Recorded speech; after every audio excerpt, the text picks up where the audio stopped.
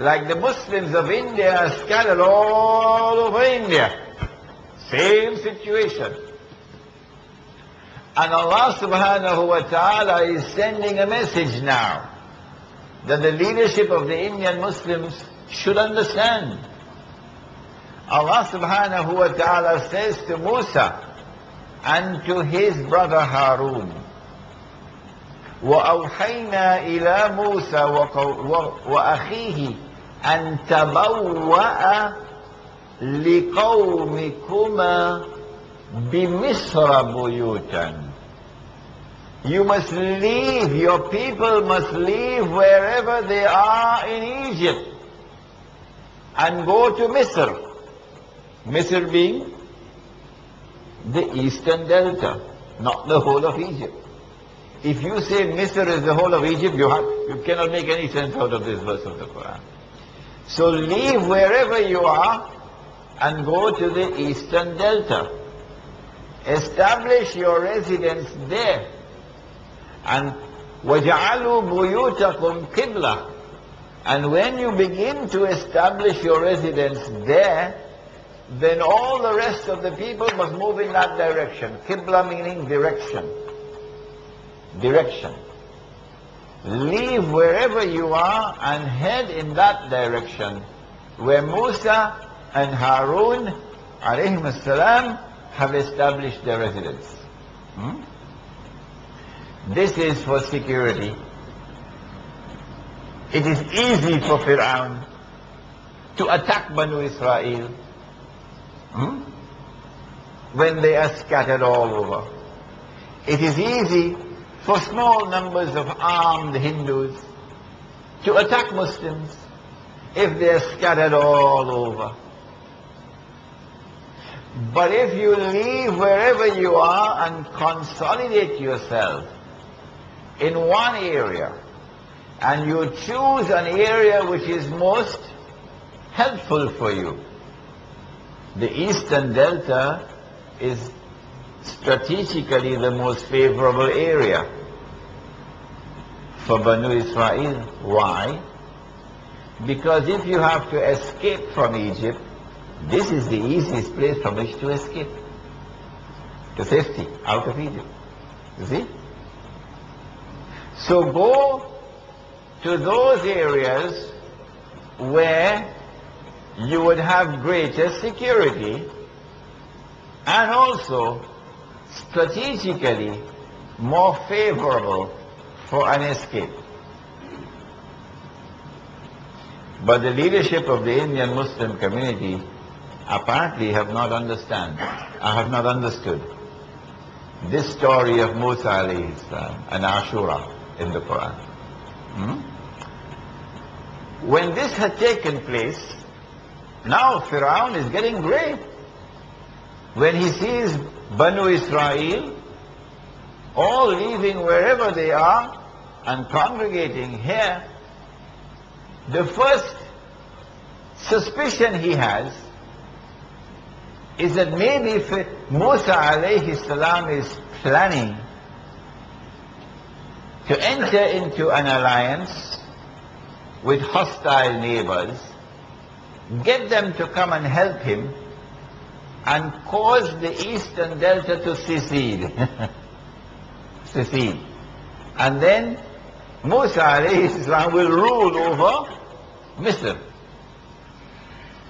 It is because of this that Fir'aun now declares to his court and to his people, Alaysa li mulku Misr. Do I not have sovereignty over Misr? If we translate the word Misr here means the whole of Egypt, it has no meaning. No meaning, everybody knows. But if we translate the word Misr here to mean the eastern delta, now it has meaning. That he is afraid that Banu Israel concentrating in this area could have strategic implications for Egypt in terms of the territorial integrity of the state. The same thing is going to happen if the Muslims of India were to leave wherever they are scattered all over India and begin to congregate in numbers that are large enough. Say, the smallest Muslim community must be 5 million. Nothing less than 5 million. If you're 5 million strong and consolidated, then when a gang of Hindus want to come, and not all Hindus want to attack Muslims, not all. When a gang of the militant Hindus want to come and attack you, they can't come with 1,000. Not to attack 5 million. Huh? They can't come with 50,000. They're going to have to come with an army. An army a few million strong. And then there would be the problem of public opinion. You see? So you would have greater security if you leave wherever you are and congregate in special areas. However, when you congregate in these special areas, you have to choose areas which are strategically favorable for you to make a retreat. So that if you congregate, for example, in the eastern Punjab, then you can make a dash over to Pakistan. But when you do that, then the Hindus and the Indian government would say, well, don't we have sovereignty over the whole of India? Looks as though these Muslims are attempting to break up India and get parts of India to secede from India. This is what Pharaoh is now worried about.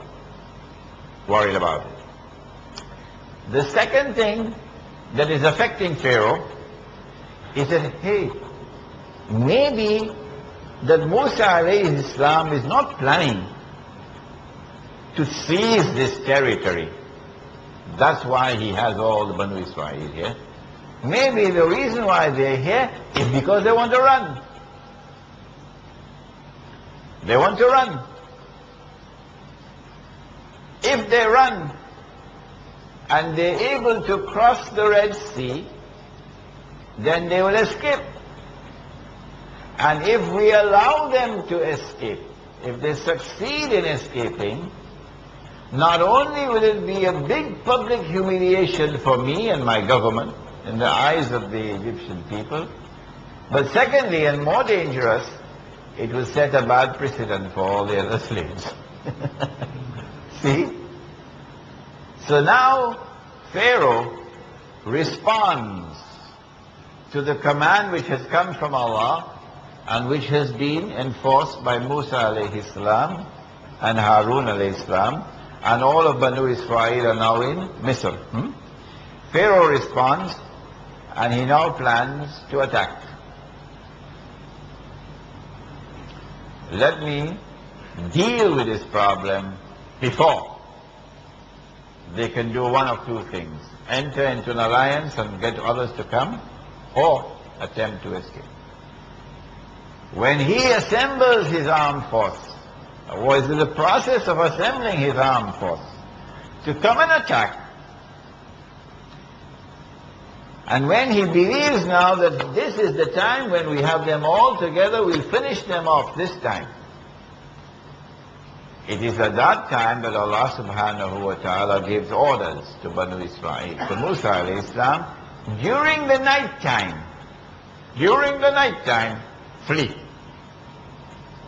And when you flee, you're heading towards the Red Sea, because your destination is to get out of Egypt and to go back to the Holy Land.